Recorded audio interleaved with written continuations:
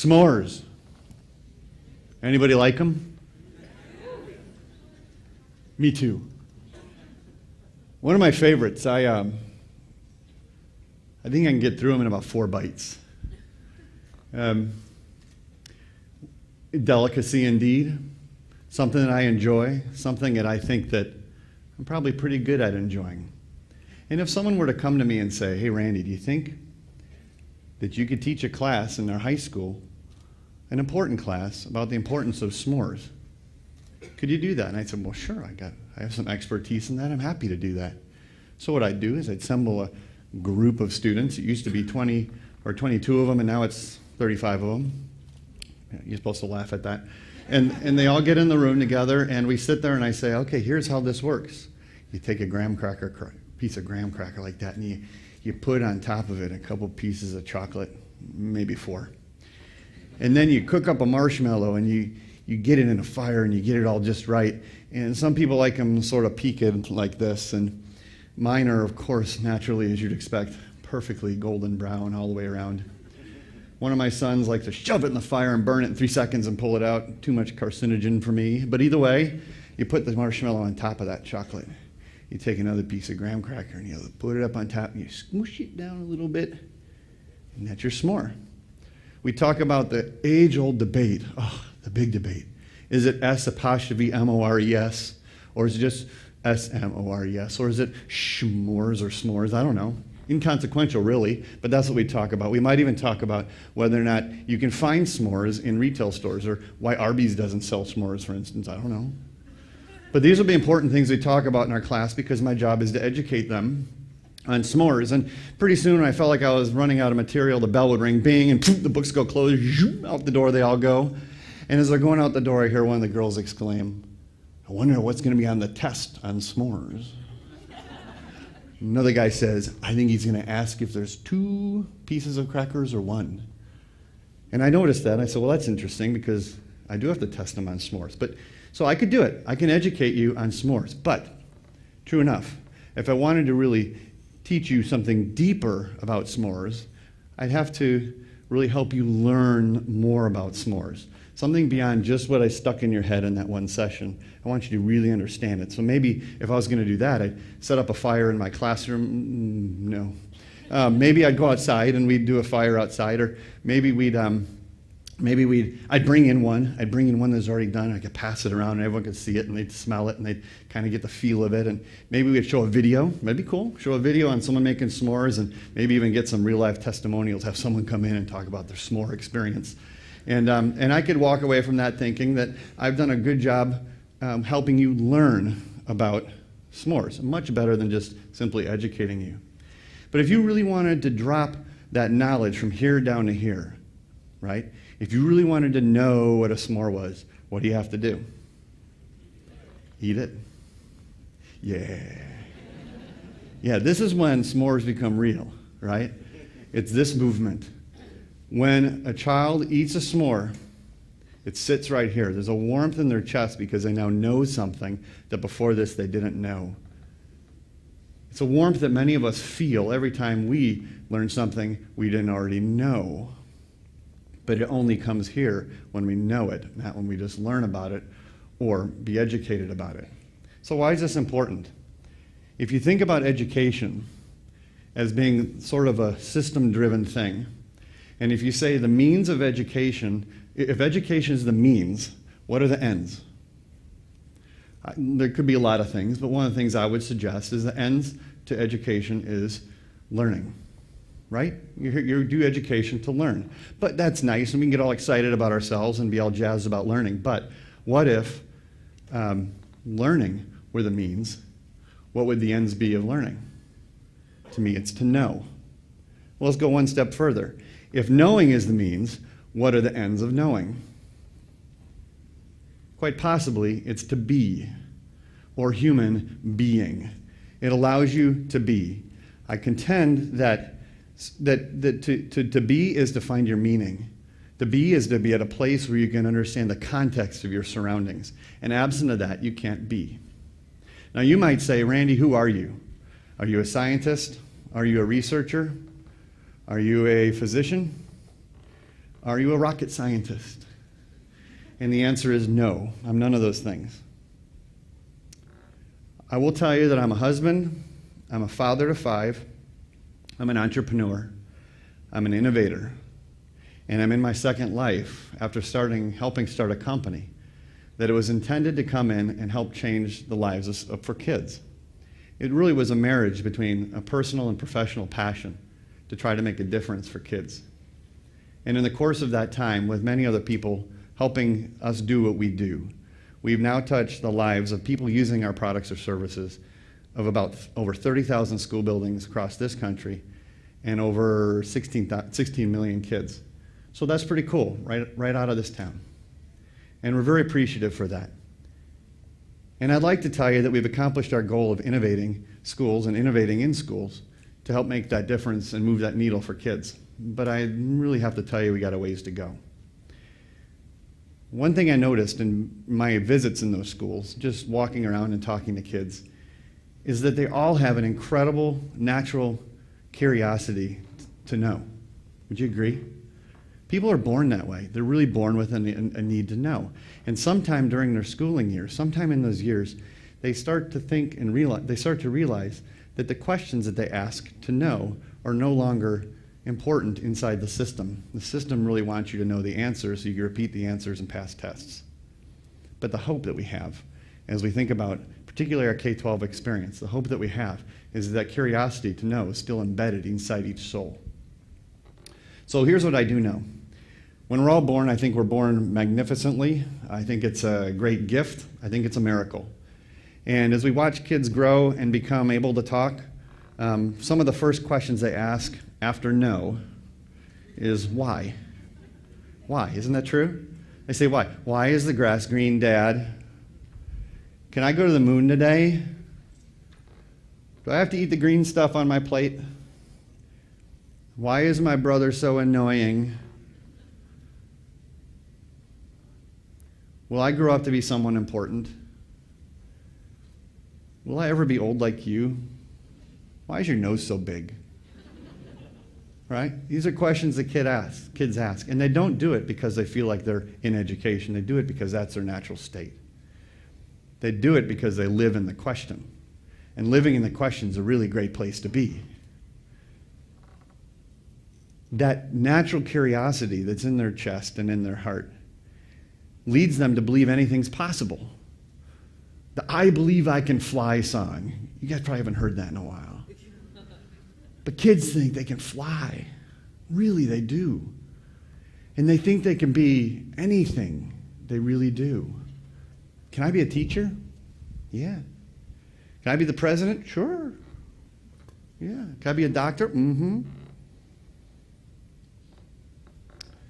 For me, I remember standing in my front yard at Butternut Lane, holding onto my red Schwinn banana seat bicycle, and peering out towards the road and hearing a noise coming down the street, and I saw before my eyes the most glorious job in the whole wide world. Sitting up high inside the machine with the window down and the arm out was a man driving the street sweeper.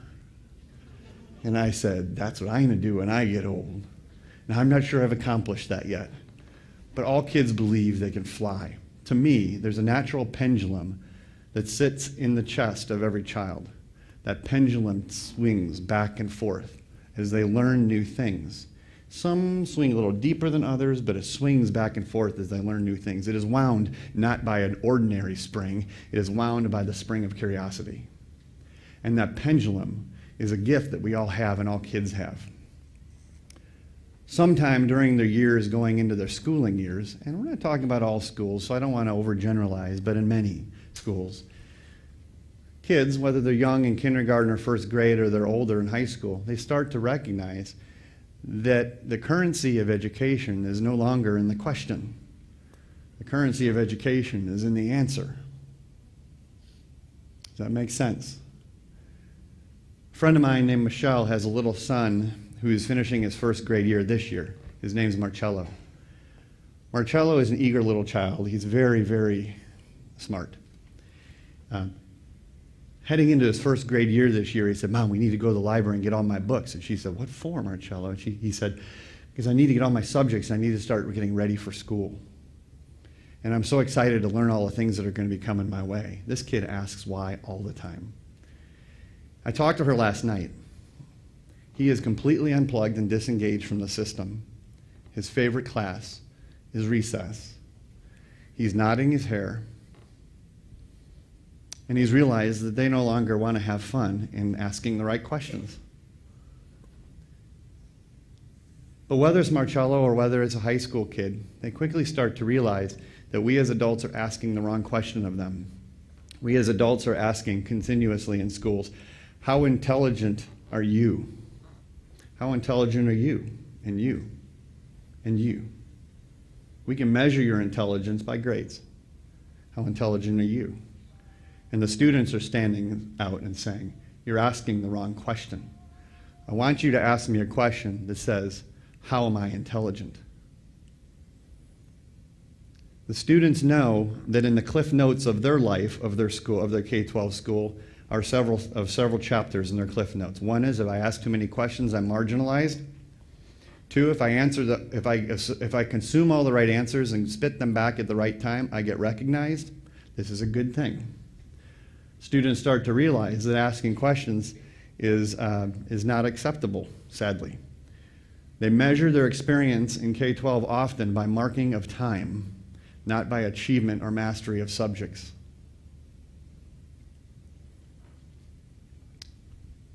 They've been objectified. The very subjects of what we're supposed to be teaching have become the object of our learning, have become the object of the system. And I quite argue that such is the same fate for many excellent teachers. They too are objectified. And the pendulum that used to swing in their chest is now still. It's still there, but it has been stilled by this experience they have. And their objective is to find their way through the tunnel as fast as they can and with as little much pain as they possibly can. This to me is criminal. It just is. But there's hope. And there's hope for this. And here is the hope. The hope is that the pendulum that's in each child, regardless of their age, still is there.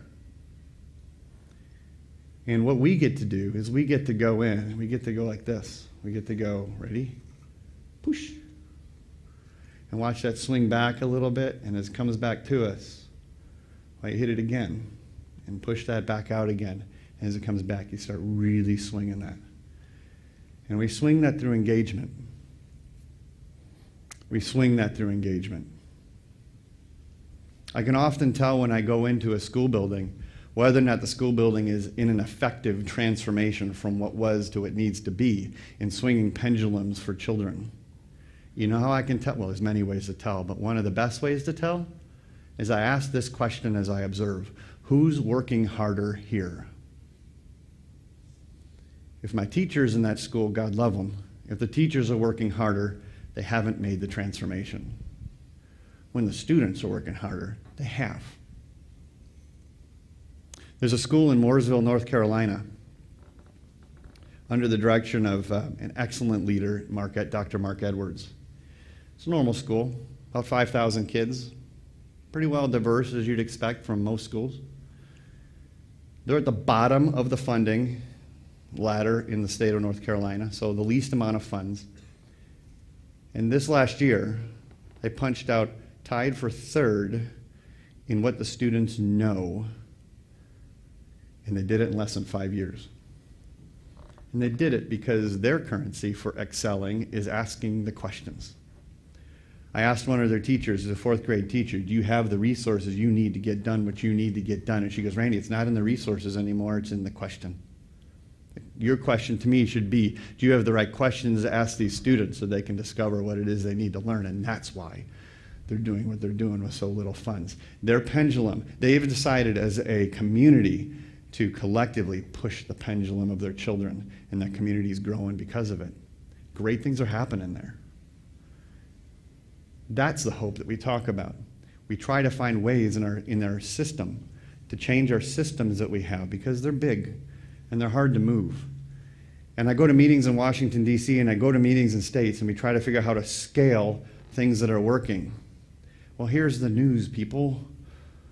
The scale is sitting before us, and they're in the chairs looking at us. Their pendulums are stilled. If we can get them moving again, great things can happen. There's a school, also high school, called Clintondale High School, just north of Detroit. Most sadly, 1 year ago, a little more than a year ago, their failure rates for freshman English was 44%. Their failure rate now, less than a year later, is 19%.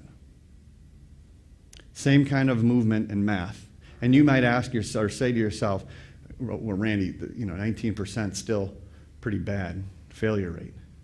And I might suggest to you that that's true too. But I'd also ask you to get your hands off your hips and stop looking at the percentages between 44 and 19 and realize that inside of each one of those percentages is a name of a child. I don't know what her name is, and I don't know what his name is, and neither do you.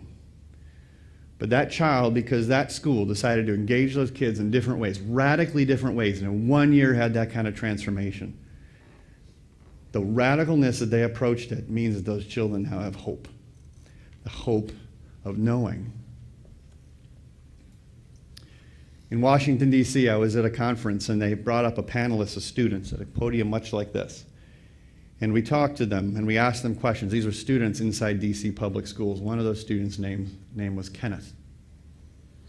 And they said, Kenneth, what is it that you want us to know as adults? And he said, well, really two things. One is, we don't learn the way you do, really. And the second thing is, engage us. Just engage us. And then he said, as his voice cracked, and when you do, never, never let go.